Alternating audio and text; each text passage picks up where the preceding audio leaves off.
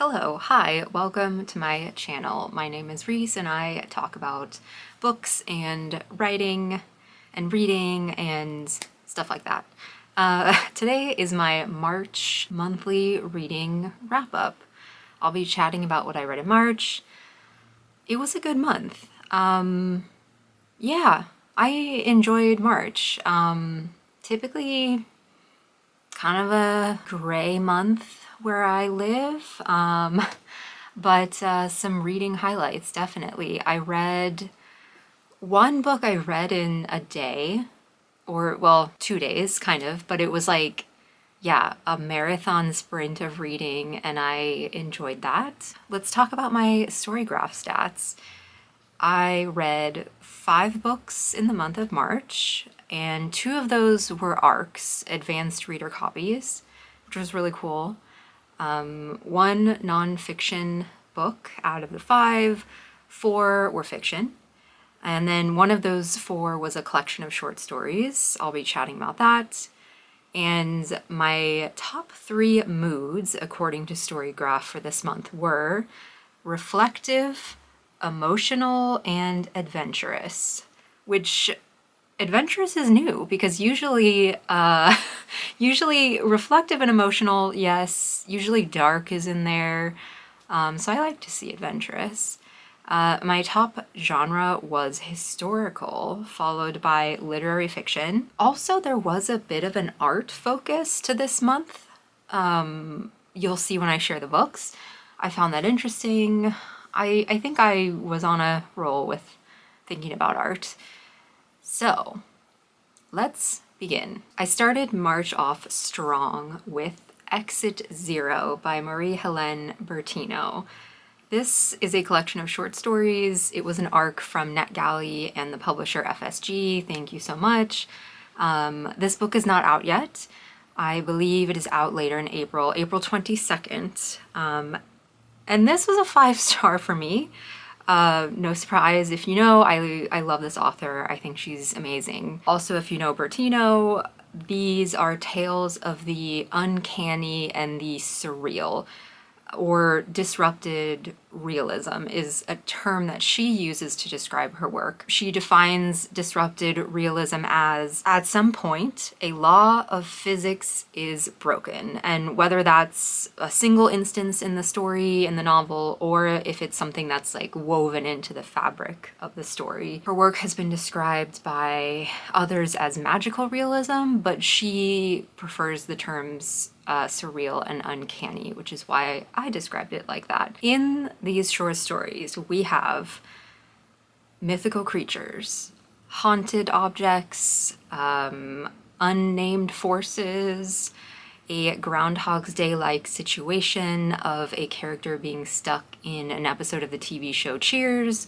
which that's like, I mean, I'm not a huge Cheers fan, but that's just like such a cross-section of things I would be interested in. I found that, like the rest of her work, Beautyland, Parakeet, I found that the surreal situations that she presents are always the perfect metaphor for the situation she's describing. They're weird, but it's not like, it's definitely set in reality, but there's just something that's weird. Like, one element is that uncanny piece.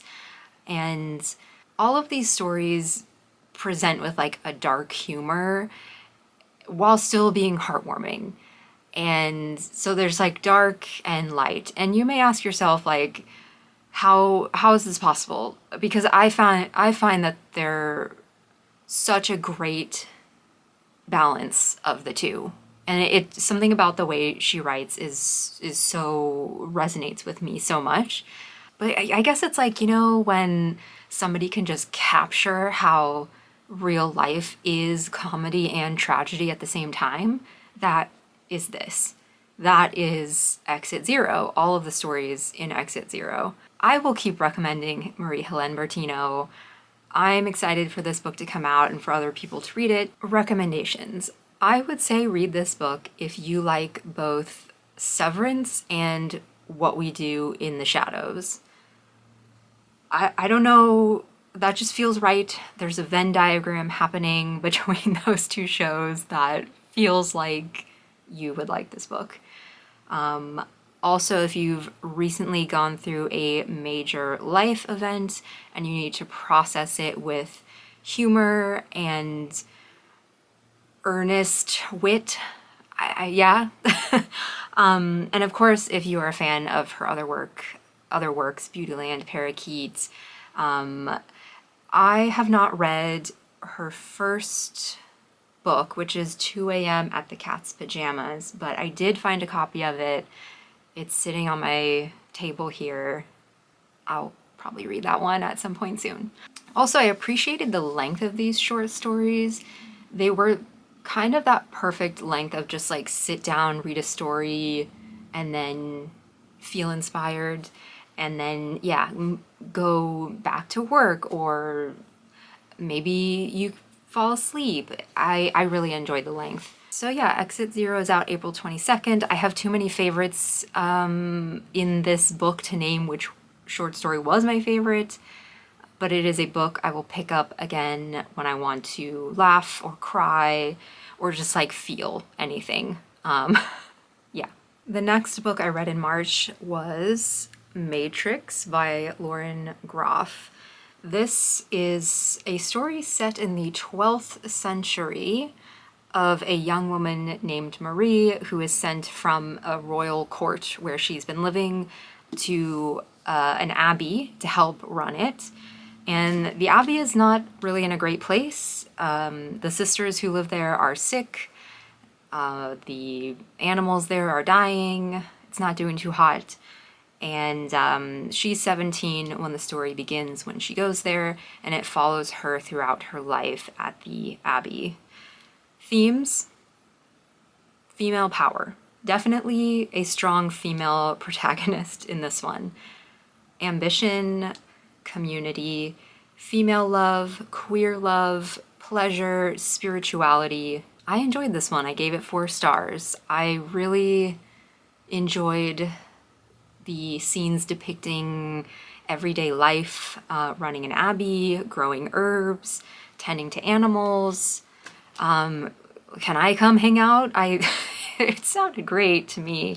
When I was in high school, actually, I took one of those like career tests, and my top result was I apparently am most suited to work in the clergy, which is funny because I'm not religious, but I mean, I guess I like talking to in front of people or a camera or, you know, whatever this is, so maybe that tracks. I also liked the cast of characters. They felt distinct, and we spent a good deal of time with Marie when she's like past the age of 40, 50, and beyond. I liked seeing that representation of older women, in addition, of course, to the queer representation, which was great. Yeah, a group of women growing older. I love to read about it. The writing style took me a minute to get used to. Sometimes it felt like we were hearing things being narrated from above, like very broad narration, if that makes sense. But then when we were in scenes, they were very descriptive and it felt like active. But it just took me a minute to get used to that. But I think that sort of broad narration worked in the story because of the time period that we were in. It felt like that like broad sweeping narrative felt like the way stories were told at that time. Not like, it didn't feel like a fairy tale, but it had that sort of like sense, if that makes sense. I do want to read one passage of a few that I marked that I found particularly powerful. And over the years that she will be the abbey's confessor, what she hears will make her burn hotter in anger for them. Not the small things, the praying with no true prayer in their hearts, the lying, the stealing a bit of roasted chicken off the spit, the small lusts and the special friendships. How many feel themselves polluted with an impious kiss? These she sends off with small penance, and there is a smile in her voice, and they are reassured. But she sorrows for her daughters in their lives before, the secret invisible weights they have dragged behind them into the abbey. The secret pregnancies, the sudden fists in the gut, the kicks in the head, the faces held to the dirt and the skirt pulled up. One young, hesitant voice tells of the knife waiting in her hand, for she knew a particular evil was planning to come stealing into the girl's room on the day of her sister's wedding. And it did happen like this, and she was ready.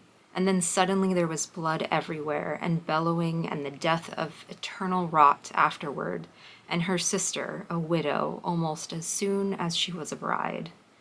Such murder heavy on the poor nun's heart. And she couldn't bring herself to tell any confessor until Marie.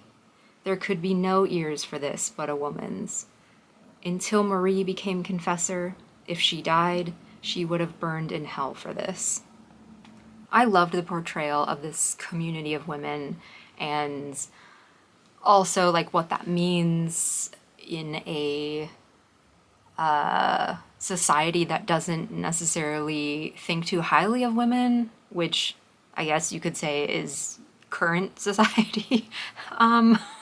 But we won't get into that here. Anyways, yeah, this book was great. I loved seeing Marie's journey and her sisters, and yeah, I would read it.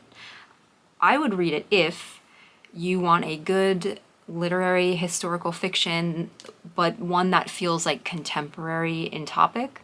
If you want to be inspired by a story of women, especially older women in community. And then I guess if you took a career test in high school and it said you should work within the clergy, yeah. Next up, we had The Art Thief by Michael Finkel. This is nonfiction. This is a true story of love, crime, and a dangerous obsession. This was the book that I read in basically a day, 2 days, day and a half. I gave this 3.5 stars. I thought it was good. Obviously, I enjoyed my reading experience. The readability, 100%. It was like very engaging. What is it about? It is about a prolific art thief and his accomplice in Europe, beginning in the late 90s. Actually, an incredible story. This young man and his girlfriend, his accomplice, managed to steal over 200 pieces of art from museums across Europe. And it's estimated that this collection of what they stole was worth $2 billion.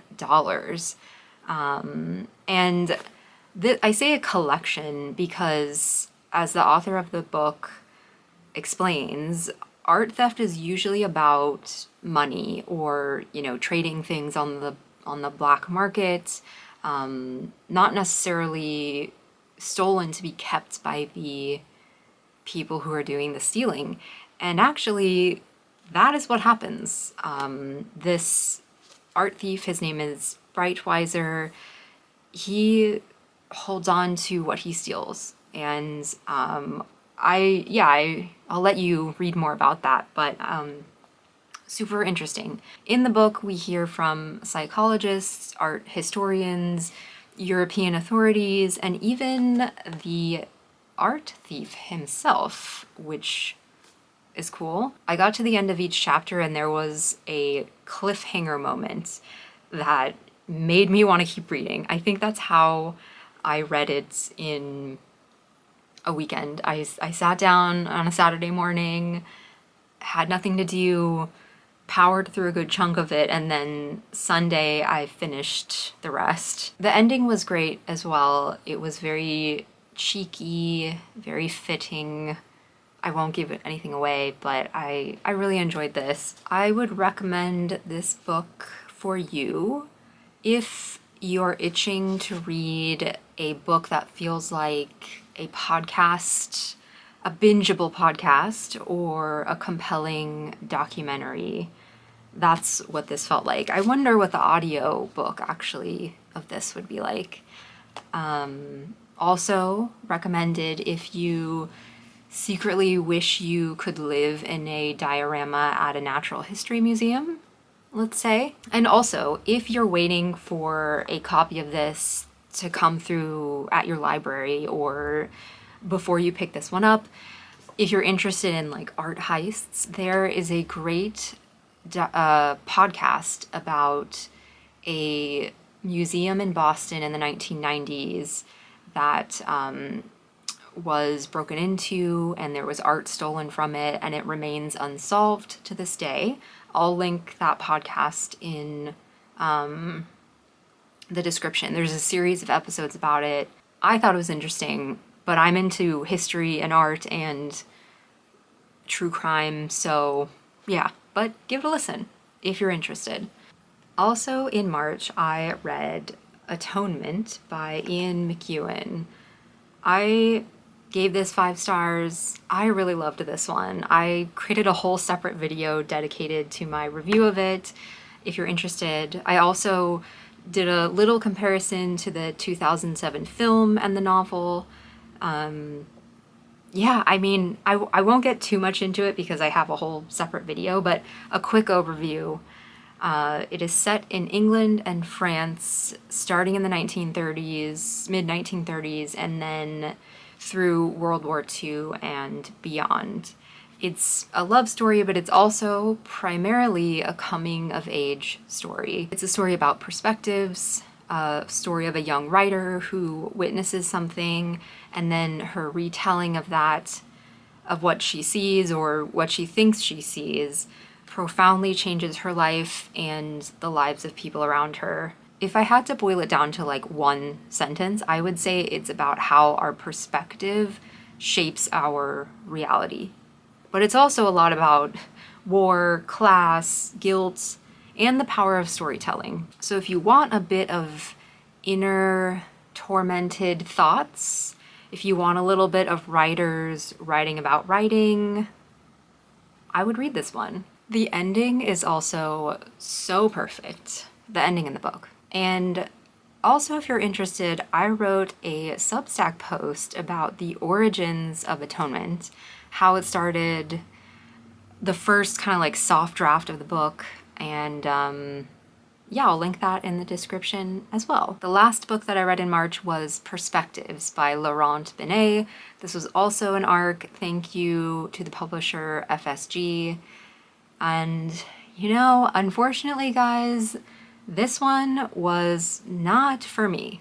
I gave this one 2 stars. On the surface, though, a murder mystery set in Medici-era Florence, 1557 to be exact, where our cast of characters is comprised of famous artists and royalty. We're talking Giorgio Vasari, the famous artist and art historian, Michelangelo, a nun that's really good at painting, but it just didn't work for me. And at times it felt a little flat. What I did enjoy were the philosophical musings on art, the pro-worker, anti-elite plot that started to unfold, and some of the humor that was woven into this story. I recently watched Conclave, and if you've seen that movie and you enjoyed the cattiness between the cardinals, you might enjoy this book. But ultimately, it fell flat for a couple of reasons. And those are, this was described as a pulse-quickening murder mystery, but I did not feel that. It was written in the epistolary format, I hope I said that right, which means it was written in the form of letters between all of the characters. And I like this idea in theory. I think it works, especially because it's kind of set up as like this story was discovered through these letters. But reading it, it just made everything feel too passive for me. And then there also wasn't a ton of variation between the voices, or, you know, the written voices of these characters. And so I had to constantly like flip but press back because I was on my like e-reader. I had to constantly go back and see who was writing to who was talking to who, and that was not great. Also, there's like a ton of characters in this, so that was not fun. And speaking of tone, I know I said the humor was kind of a saving grace for this, but I don't think that it was quite enough. I think it could have been pushed more. There's a line of playing it straight and then satire, and this was like neither here nor there. I would have liked for it to have had more cheek, and yeah, I wanted Knives Out in Florence, and this was not it. Sadly, it just didn't deliver on that. Nobody said it was gonna be Knives Out in Florence, but that's what I wanted. So yeah, a 2-star for me, a rare 2-star for me, because I just stay away from books that I don't think I'll like, but I did think I was gonna like this one. So the universe is full of surprises, right? Anyways, that was my March in reading. I hope you had a great reading month. I hope you are excited for your April. I hope you're in the middle of a 5-star read. That's the goal for me, at least. Let me know what you're reading, by the way, even if it's not a 5-star. That is also helpful to know if you're reading something you don't like. And yeah, I will see you in the next video. Thanks for watching. Bye.